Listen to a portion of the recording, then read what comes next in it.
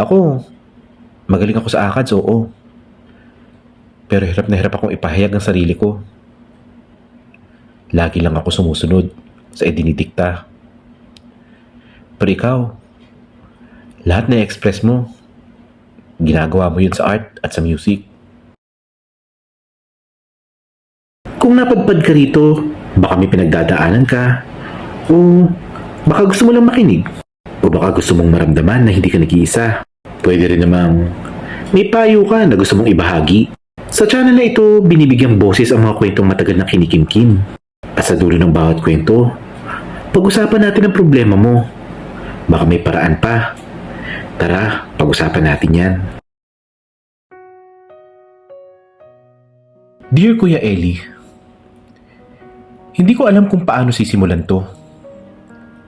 Ilang beses ko nang sinulat at binura. Siguro kasi natatakot akong aminin kahit sa papel yung mga iniisip ko. Pero heto na lang, susubukan kong maging totoo. Ako si Mia, high school student. At nitong mga huling buwan, Kuya Eddie, parang ayoko nang minsan gumising. Hindi dahil wala akong pamilya o kung dahil mahirap ang buhay. Mahal ko sila at nabibigay naman nila ang mga pangangailangan ko. Mahal ko si Mama at mahal ko ang ate ko, si Ate Frances. Gusto kong mawala hindi dahil wala akong pangarap. Meron. Marami nga kung tutuusin. Pero pakiramdam ko, hindi sapat ang mga ito para manatili. Pagod na pagod lang ako, Kuya Eli. May ate ako na sobrang galing. Alam ng lahat ng yun. Quiz bee, contests, medals, nasa kanya na halos lahat. Sa school, kapag binanggit ang apelyido namin, siya agad ang naiisip. At ako yung kasunod lang. Yung kapatid ni Frances, yung tahimik, yung average. Kung ikukumpara sa kanya, ako yung parang laging kulang. Kuya Eli, mahal ko ang ate ko. Hindi ko siya kinamumuhian.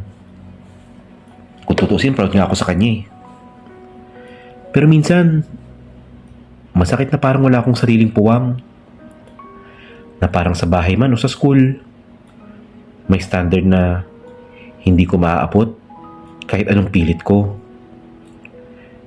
Kasi naman, hindi yun ang mundo ko. Magaling ako sa art at sa music. Doon ako nakakahinga. Doon ko inilalabas yung mga bagay na hindi ko masabi. Kapag nagdo-drawing ako, parang may nakakaintindi sa akin. Kapag tumutugtog ako ng gitara, kahit minsan sintonado ko, pakiramdam ko, buong buo ako. Pero ang problema, Kuya Eli, sa school walang sukatan ng mga yun. Walang ranking ang pag-unawa. Walang medal ang pag-express ng nararamdaman. Kaya minsan, pakiramdam ko, wala lang ako. May mga gabi na umiiyak ako sa kwarto ko, Kuya, at tahimik lang. May mga gabing hawak ko yung gitara pero hindi ako tumutugtog. Nakatingin lang ako sa kisame. Iniisip kong mas magiging magaan ba ang lahat kung mawala ako. Iniisip ko kung mas mapapadali ba ang buhay nila kung hindi na nila kailangang ikumpara, umintinti o ang mag-alala tungkol sa akin. Nakakatakot at nakakahiyang aminin, Kuya Eli. Pero dumating ako sa puntong naisip ko na sumuko na. Hindi dahil ayokong mahalin ang pamilya ko, kundi dahil pakiramdam ko hindi ako magiging sapat para manatili. Isang araw, bumagsak ako sa math quiz namin. Pag uwi ko, narinig ko na naman ang paghahambing. Doon na ako, tuluyang bumigay at gumuho ang mundo ko. Humahagulgul ako sa pag-iyak at sinabi ko kay mama ang lahat. Na mahal ko sila pero nahihirapan ako. Na may talento rin ako pero parang hindi nila nakikita. Umiyak ko na parang bata. Tahimik lang siya, kuya eh. Tapos humingi siya ng tawad. Kinagabihan, kinausap ako ng ate ko. Akala ko, kakausapin niya ako para pagsabihan. Pero hindi. Sabi niya, Mia, alam mo bang hinahangaan kita? Nagulat ako. Sabi niya sa akin, ikaw yung marunong makaramdam. At ikaw yung may tapang na maging totoo. Ako, magaling ako sa ACADS, oo. Pero hirap na hirap akong ipahayag ang sarili ko. Lagi lang ako sumusunod sa idinidikta. Pero ikaw, lahat na express mo, ginagawa mo yun sa art at sa music. Kuya Eli, doon ko muli naramdaman na hindi pala kami magkalaban. Na may mga bagay din pala na mahina siya. At may mga bagay na ako naman ang malakas. Kuya Eli, sinusulat ko to kasi natatakot pa rin ako sa sarili kong isip. Natatakot ako sa mga gabing bumabalik yung tanong ko kung worth it pa bang mabuhay. Kaya humingi ako ng payo sa'yo. Hindi kung paano maging katulad ng ate ko, kundi kung paano manatili.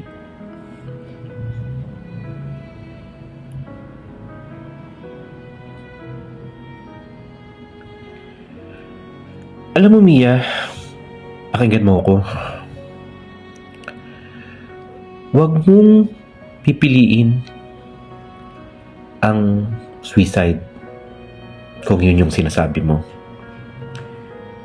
Never naging magandang option yan. At hindi dapat yan nagiging option.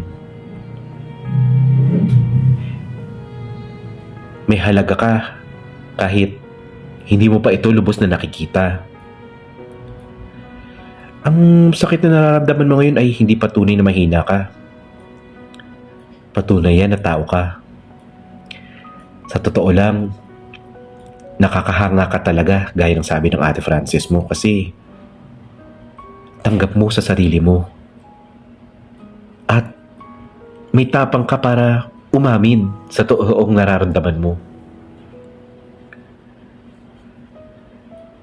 Totoo na ang mundo ay mahilig sa mga nasusukat, gaya ng grades, medals at achievements. Pero hindi doon umiikot ang halaga ng isang tao, Mia. Ang kakayanan mong umunawa, lumikha at magpahayag ng damdamin ay lakas na maituturing. Hindi man ito agad pinapalakpakan pero isa itong talento. Piliin mong mahalin ang ate mo, Mia. Hindi bilang pamantayan kundi bilang kapatid. Hindi siya perpekto gaya ng sinabi niya. May mga kainahan siya na hindi mo nakikita. At ikaw ang may lakas na hinahangaan niya. Hindi kayo magkakompetensya.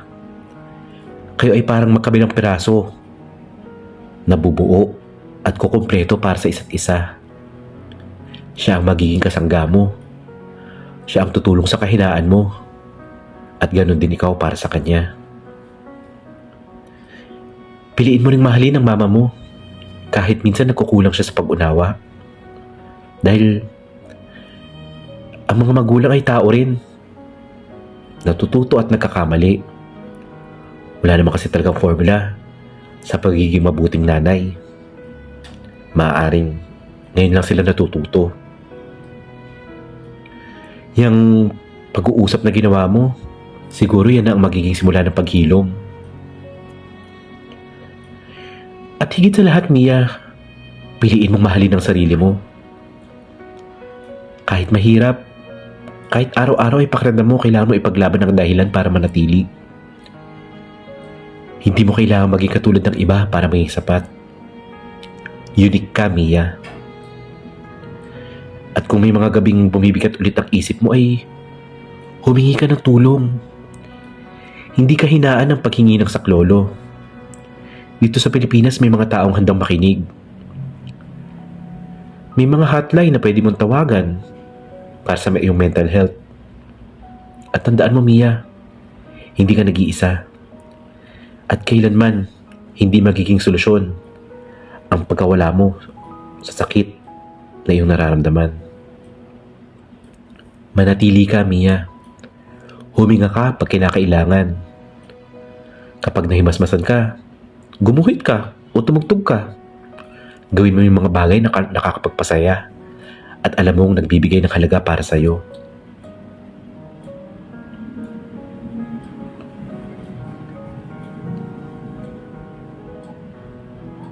Ang sakit ay hindi dahilan para sumuko. Ang pagmamahal, kahit may kahirapan, ay dahilan para matili. Hindi lahat ng lakas ay nasusukat. At hindi lahat ng kahinaan ay nakikita. Piliin nating mabuhay. Piliin natin ang umibig. At piliin nating ipaglaban ang ating sarili araw-araw.